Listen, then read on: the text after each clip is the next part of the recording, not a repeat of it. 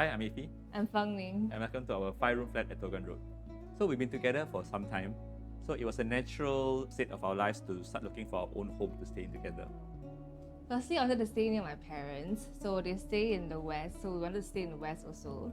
And then secondly, because we host friends and families a lot, so we want to have somewhere that's open and airy, lots of light, a big living area. So I think that was what we're looking for. So this flat is in the Guan area, which is in the Jurong East district. Being Westies, we naturally look for places around Clementi, Jurong East and 𝐸𝑚𝑘𝑒𝑡. However, we decided in this area because we felt that it has great accessibility and also value for money. Furthermore, it is also near our parents' place, so we can easily shuttle back and forth between our houses. After viewing like a couple of units, they were sold almost immediately. So we know that once we found something we liked, we had to really move fast.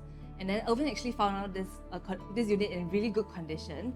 So once we saw it, we actually wanted to go down immediately. Aefy actually fell sick on the day itself, so I did video call him. And then once we saw it and then we fell in love with it, he said it was okay. Then we just made a decision on the spot. So once we had seen the unit, we actually decided on the price that we're comfortable with. So before we actually submitted the offer, Irvin actually went ahead to ask the seller if we are going to submit this offer, would they actually accept it that very night. And then just after a couple of minutes of discussion, they actually said yes. And then that's when we offered, and then they accepted it. If I hadn't done that, they would actually have counter offer at a much higher price. So even though we had set aside some funds for COV, we did not end up having to pay any. It was something that we were initially concerned about, but Irvin assured us that based on his latest information from his network, the most recent estimated valuation would be higher. And true enough, we did not pay any COV, and that saved us money for our renovation. I think it was around 65k or so. Yeah, that's far. But I think as you stay in here, you tend to buy more stuff because the renovation never truly ends. So we have a few stuff we want to add on, like a rug, a mirror. I just got a coffee machine. The balcony is still empty. Yeah, so it's always a work in progress. You can ask her. She makes most of the decisions of the renovation in this house. Actually, I really like the open concept that we did, because initially the kitchen was very closed off and very dark, right? But we actually knocked down one wall so that we can create the island and then have an open space, from the kitchen to the bedroom. So I really like the flow that it creates now. For me, it has to be the kitchen. Based on the other houses that we viewed, the kitchen wasn't a very conducive place to cook at.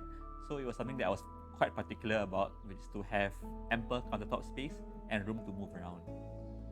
I think for me, I really like our living and dining area, because I think it's a bit unusual that we get a bigger space, compared to other houses.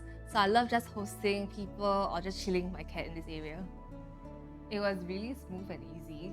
So we're people who don't like to handle paperwork, so it was great to just leave it to the expert. Yeah, and it's also responsive and patient to guide us through this property journey. I think my piece of advice is that everything can be changed except for two things, so location and layout. So make sure that you are in love with these two things before you actually make any purchase. And people think that they can do it themselves. However, it will be better to engage a professional to guide you through the biggest purchase of your life. So if you have any questions, doubts, queries, contact Irvin.